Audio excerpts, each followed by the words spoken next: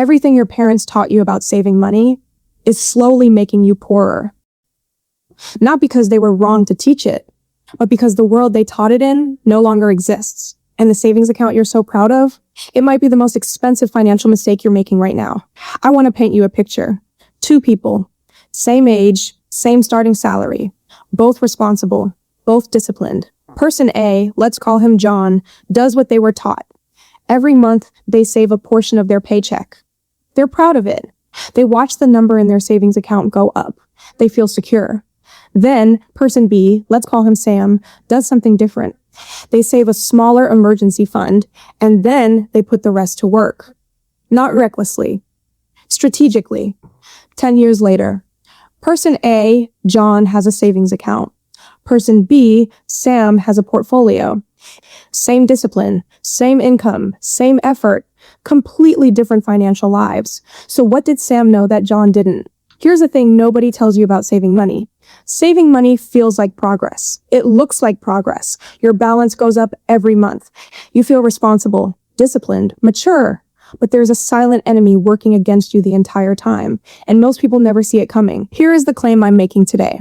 Saving money in a traditional savings account as your primary financial strategy is not building wealth. It is the illusion of building wealth. And in many cases, it is actively making you poorer in real terms every single year. Let me say that again because I need it to land. You can do everything right, save every month, never miss a deposit, build up a balance, and still end up poorer in purchasing power than when you started. That's not a theory. That's mathematics. Saving money is parking your wealth. And if you park a car in a neighborhood where it loses value every year, parking it safely doesn't help. You need to move the car. The question is, where do you move it? Let's talk about the math that your bank hopes you never sit down to calculate. The inflation problem. The average savings account in the United States pays somewhere between 0.5% and 5% interest, and most people are on the low end of that range. Inflation, historically, runs at around 3% per year. In recent years, much higher. So if your savings account is paying you 1% and inflation is running at 3%, you are losing 2% of your purchasing power every single year. Your balance goes up, your actual wealth goes down. The number looks bigger, but what it can buy gets smaller every single year. The opportunity cost problem. This one is harder to see, which makes it more dangerous. Let's say you have $20,000 in a savings account. Over 20 years at 1% interest, that $20,000 becomes roughly 24 400s. You made 40 400s. Now let's say instead you had invested that same $20,000 in a basic S&P 500 index fund, which has averaged roughly 10% annually over the last 50 years. Over 20 years, that $20,000 becomes approximately $134,000. The difference between saving and investing that one amount over 20 years is $110,000. Not because you worked harder, not because you took wild risks, simply because of where you parked your money. Now, the generational trap. Here's where it gets uncomfortable. Your grandparents' generation had savings accounts paying 5, 6, sometimes 8% interest. In that world, saving was a legitimate wealth strategy. The math actually worked. Your parents inherited that advice, but not the interest rates that made it work. And they passed it down to you as if nothing had changed. But everything changed. The advice survived. The conditions that made it good advice didn't. We have the psychological trap. And this might be the most insidious one. Saving money feels virtuous. It activates the same part of your brain as delayed gratification, discipline, responsibility, all the things you were taught to value. So you keep doing it, month after month, year after year, feeling responsible, feeling safe, feeling like you're winning, while the gap between you and actual wealth quietly widens. That feeling of safety, it might be the most expensive feeling in your financial life. I want to ask you something personal, and I need you to be honest with yourself, not with me, with yourself. When someone calls you a saver, does that feel like a compliment? For most people, it does, because we were taught that saving money is a reflection of character. Savers are responsible, savers are disciplined, savers are mature, and spenders? Spenders are reckless, weak, immature. That's the story. But here's what that story did to you. It made you afraid to do anything with your money except protect it. And protection, when it comes to money, is not the same as growth. You weren't taught to grow money. You were taught to guard it. And you've been guarding it so carefully that you never noticed it was shrinking. The hardest part of this conversation isn't the math. The math is simple. The hardest part is this.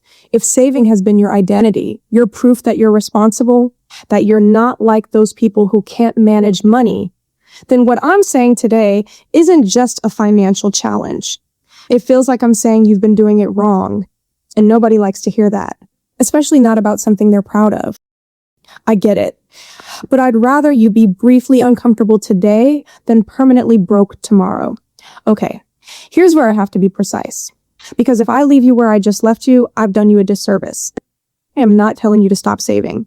Let me be very clear about what I'm actually saying. You need savings. For an emergency fund, 3 to 6 months of expenses is not optional. It's foundational. Without it, one bad month wipes out years of progress. Keep that money in a high-yield savings account. Keep it liquid. Keep it safe. But here's the line. Everything beyond your emergency fund, every dollar that's sitting in a savings account past that safety threshold is a dollar that is working against you. Not dramatically, not overnight, but quietly, mathematically, consistently, every single year. The shift isn't from saving to spending. The shift is from saving to deploying. Money that sits still loses value. Money that moves, invested in assets, in businesses, in things that produce returns, builds wealth. The wealthy don't have bigger savings accounts than you. They have fewer dollars sitting still. Your grandparents weren't wrong to save. The interest rates made saving a reasonable strategy. You're not wrong to value discipline and security, but the tool they gave you was built for a different economic era. Using it today isn't discipline. It's just habit. And habits that don't serve you aren't virtues. They're just comfort zones with good PR. So here's the question I want to leave you with. And I'm genuinely not going to answer it, because I think where you land on this says something important about where you are financially. Here it is. If someone has $50,000 in a savings account and $50,000 invested in index funds, which person is more financially responsible? The person protecting their money or the person putting it to work? Because here's the thing, they might both say they're being responsible. They might both be right. Or one of them might be confusing the feeling of security with actual financial progress. I'll let you decide which one. Saving money isn't the enemy. Saving money as a destination instead of a departure point, that's what's keeping you poor. Tell me in the comments, are you a saver, an investor, or both? And if you think I'm wrong, tell me exactly where. I read every comment. If this video challenged something you were taught, this isn't the first time we've gone there. Check out this video called Hard Work is Terrible Financial Advice. Same energy, different lie. If saving money was a thing you were taught to be proud of, hard work was probably the other one. Go watch it. I'll be right here when you're done. And if you're starting to notice a pattern across these two videos, you might want to subscribe, because we're just getting started. Your mind must be renewed.